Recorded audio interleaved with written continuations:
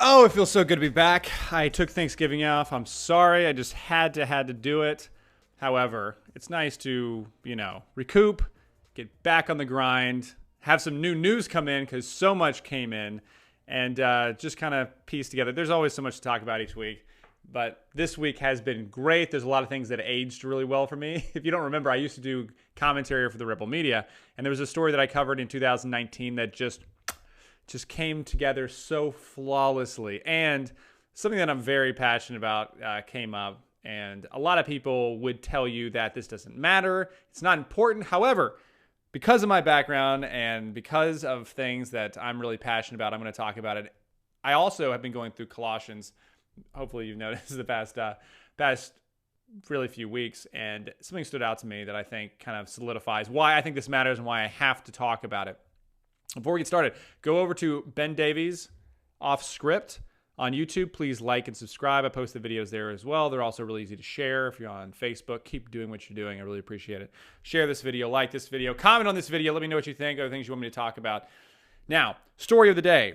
If you haven't heard already, we have a new Athlete of the Year, according to Time Magazine. And it's your girl, Simone Biles. If you don't remember who Simone Biles is, let me give you a quick rundown. She is one of the greatest female gymnasts of all time.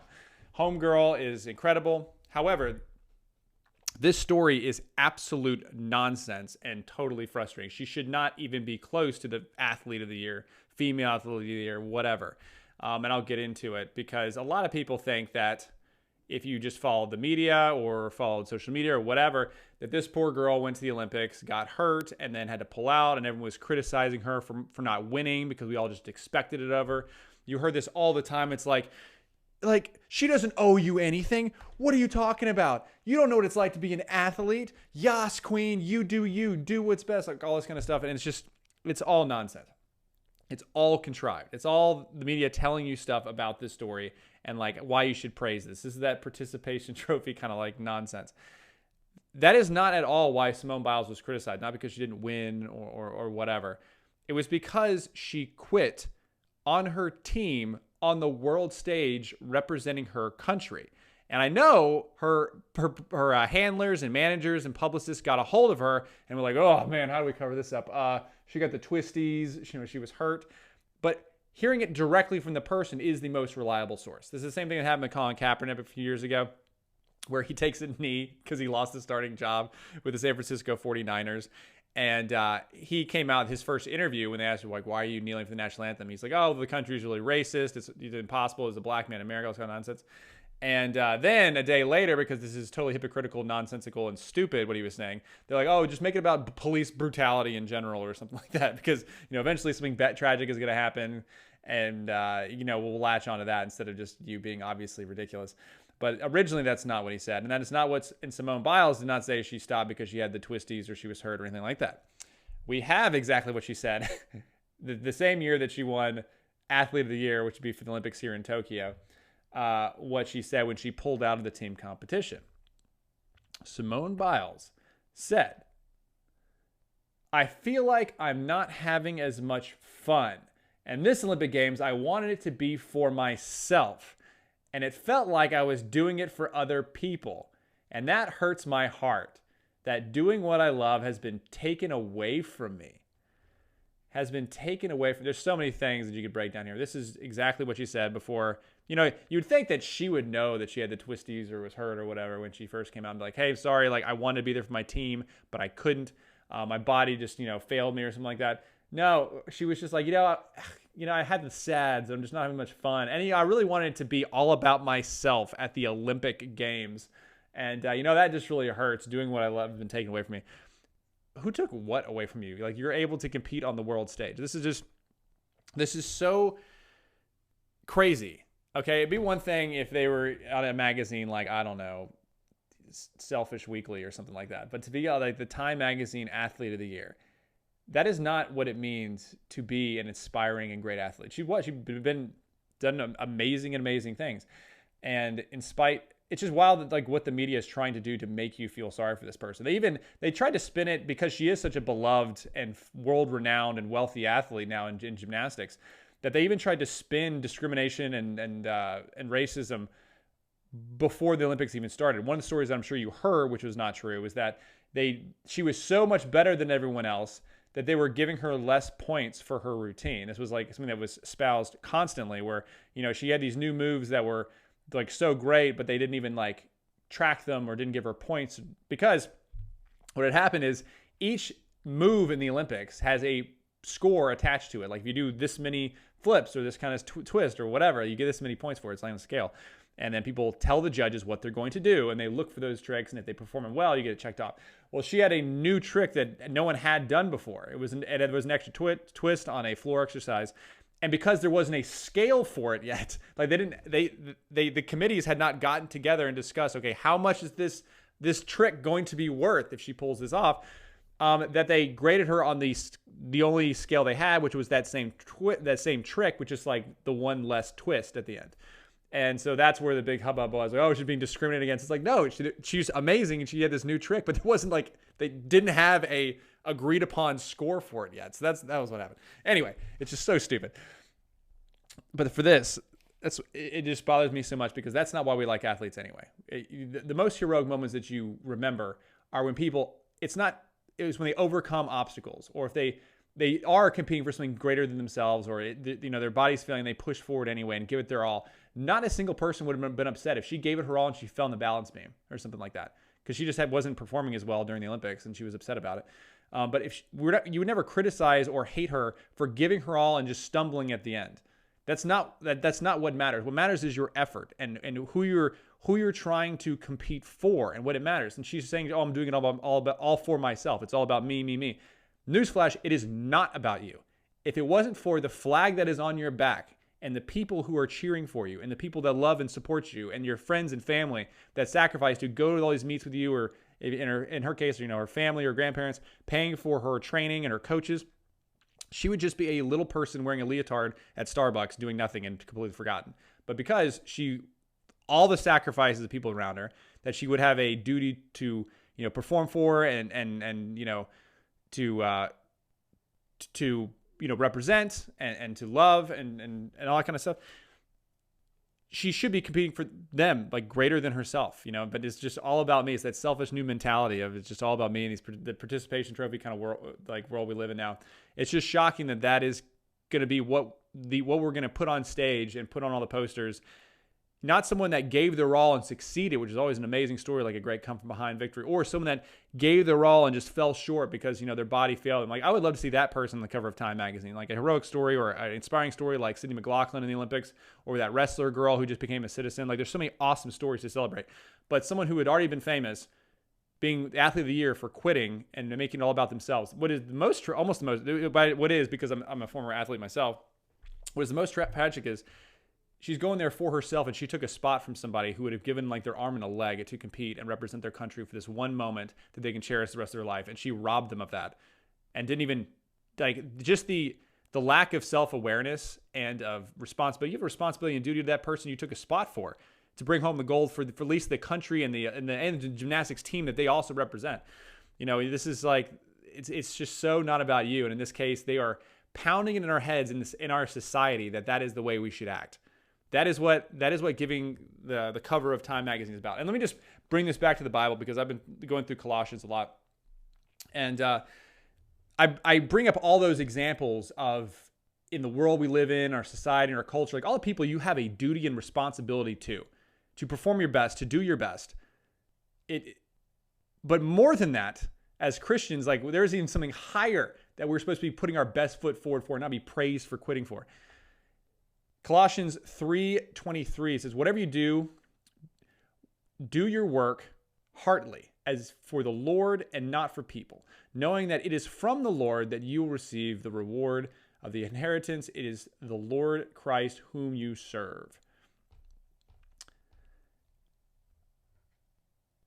I say this because I give these great examples of an obvious truth of the people that you should be competing for, that you are representing, that you have a duty and responsibility to perform for, and to at least give your all for. All those hours sacrificed by her parents or grandparents, in her case, taking her to these meets, and her coaches and her friends and family.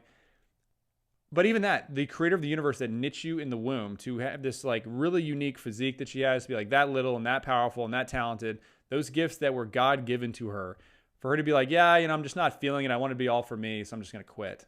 I mean, on a biblical level, it makes me want to throw up. It's just so annoying and awful that people are praising this chick for it. And she's like 23 now. She's not like she's like a 16-year-old competing where you're like, oh, she'll grow into it. Like, no, she's an adult and she's making a stupid decision, and now the media is praising her for it. It's this crazy, contrived, scripted narrative that they're trying to foist on Americans. And that is just so not biblical. I always search for that verse where it's like, yeah, man, do whatever feels better for you. Like, I don't think Jesus would ever do that. It's always like, pick up the heaviest cross you can carry and bear it. Sacrifice yourself for the good of others. Like, it's just so unbiblical what they're promoting as far as what it should be important, what the kids should look up to as far as gymnasts. I mean, it could bring on a wave of just selfish athletes that are never going to succeed the same level as all these people that came before, who had sacrificed and pushed so hard because they were striving for something greater than themselves, and then now this is going to be the norm. Here's why it matters. And I know people are like, oh, Ben, why does this story matter to you so much? Well, one, it's just really, really annoying. And two, it's always the little things that you let go of, that you indulge, that you'll see a horrible result for down the line. I will give you what I think is a great example of this. We all kind of sat back and clapped and we're like, yeah, it's just one person. I know that this person is being foisted onto every magazine and every movie and every celebrity is talking about, and everyone's running interference for him. We'll just like let this slide. Caitlyn Jenner. You remember Bruce Jenner, the guy that won the Olympics and now when he's 66 years old became a woman?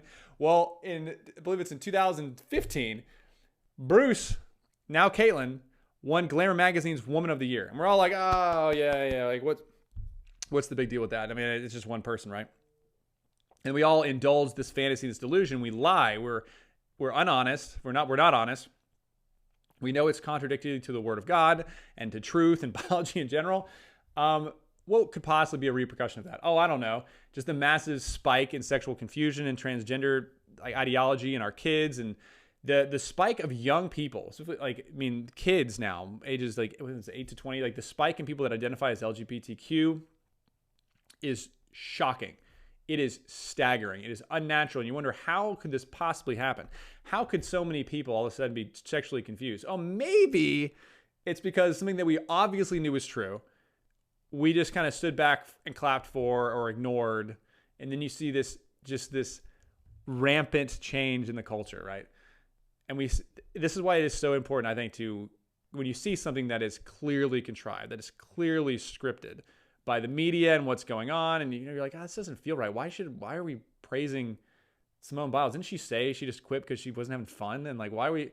I guess 2 days later, her publicist said it was because of the twisties and she wasn't feeling good. She never said that, but maybe that's what it was. And it's probably just a bunch of mean white guys in America that's what they're just piling on this person, and that's what it is. Not the fact that we're praising a belief and actions that is obviously not good, and I would argue unbiblical.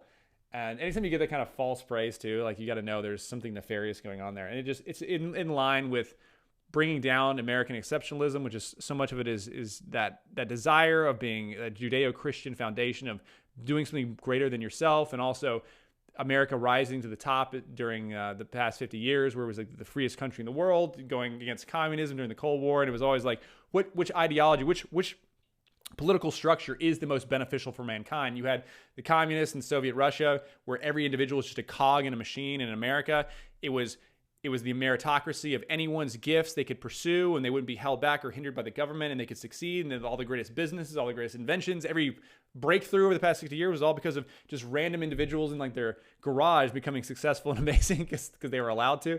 And that belief won out. And it's just depressing to see how they're going to push the reverse of that, this kind of like selfish American belittling ideology, almost like on the culture, and this confusion that's going on. It's very frustrating, okay? And it just spoke out. It just kind of, it clicked when I was reading Colossians and I saw that story come out with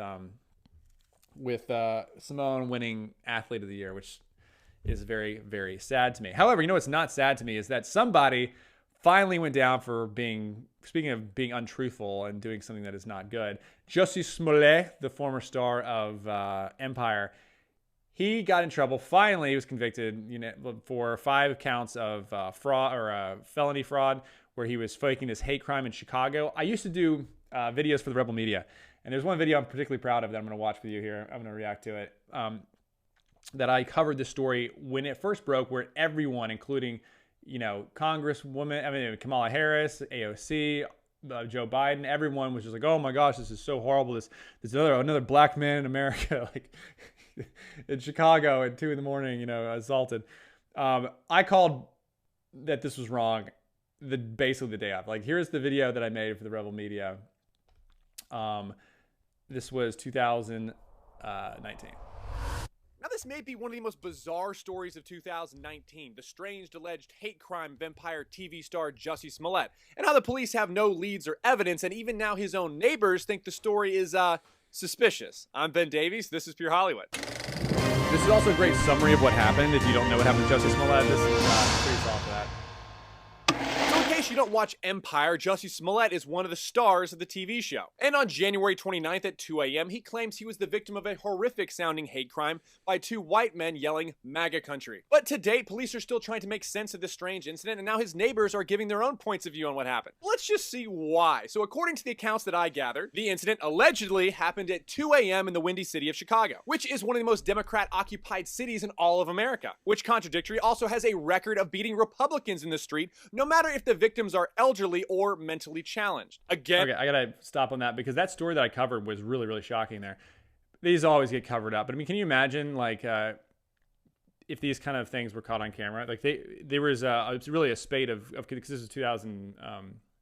These were videos, I believe, from 2016. This is during the election, where people that were Trump supporters or Republican white guys were getting like beaten up in Chicago. And this one video of this elderly man was stopped, yanked out of the car by a gang of black men and beaten in the street, like almost to death. And then there was another video that went viral where there was this mentally challenged white person who was kidnapped and on a Facebook live stream was beaten, like on this Facebook live stream. It was crazy stuff.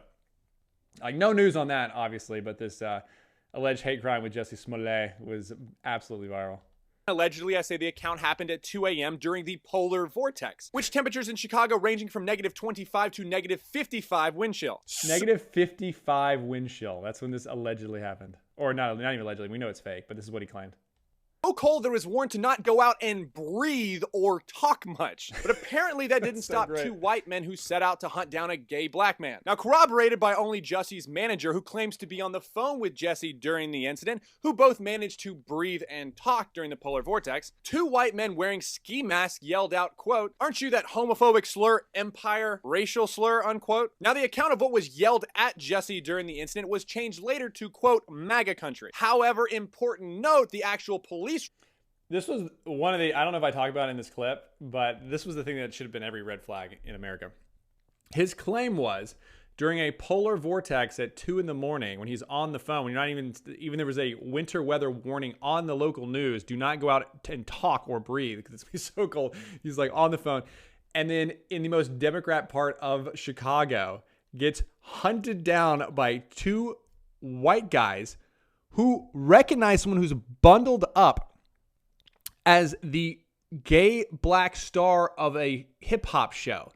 So, like, if you're even in his delusional world, if you're some racist white dudes who happen to be out, that happen to have, like, as you get to it, these bleach and this like fake news and all this kind of stuff, and through like the winter clothes recognize an actor from one of those shows, because clearly if you're a white supremacist white guy that's trying to that doesn't like black people, I'm sure you're watching that show on the reg. I mean, I watch entertainment. I had no idea who Jussie Smollett was until this anyway. It's so stupid. It's so funny. Report that Jussie gave says they shouted both homophobic and racial slurs at him, which is much more in line with the first quote. So either Jussie's memory improved days later, all the original reporters and police happened to mishear him, or that he realized that most people, don't know who he is or what show he's on. Certainly not when he's bundled up at 2 a.m. during a polar vortex. And certainly not some racist white power guys who I assume must take breaks from promoting a white ethno-state to curl up and watch their favorite almost entirely black show, Empire,